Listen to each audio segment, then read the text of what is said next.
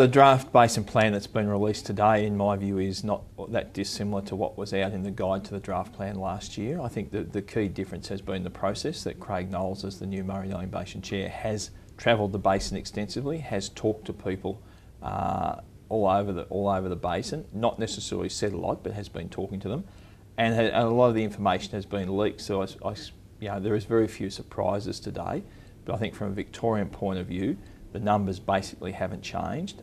Victoria is at risk of being targeted, I believe, unfairly for water to go back to achieve the 2750 gigalitres, particularly the Goulburn River. Because the Goulburn River comes into the Murray below the Barmah Choke, there's a real risk for the Goulburn Valley out of this particular plan, and I feel quite concerned that very little has changed.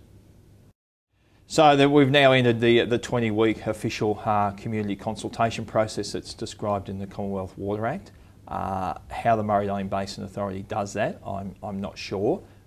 They were originally saying they didn't want to have large public meetings, they didn't want to face the music as was played out during the guide to the draft plan last year. My very firm view is they need to front not only smaller meetings and smaller discussion sessions, they need to have public meetings where people get the opportunity to interact with the Commission, preferably with the senior people out of the Commission, so that the community can hear other people's views and not just those of the Commission at these particular meetings. So let's see what happens over the 20-week period.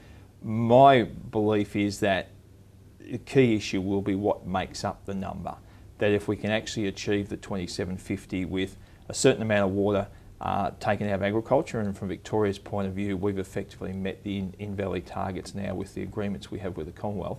If the balance of the water, the end of system water, can actually be achieved with environmental works and measures, and with running the system better to achieve that, I think that would be a preferred outcome to just taking more water out of agriculture. From a Victorian point of view, we've got a major dairy industry here in Victoria. It is the largest single exporter out of this state, and it is at risk in northern Victoria being substantially reduced by the amount of water the Commonwealth is talking about taking out of Victoria.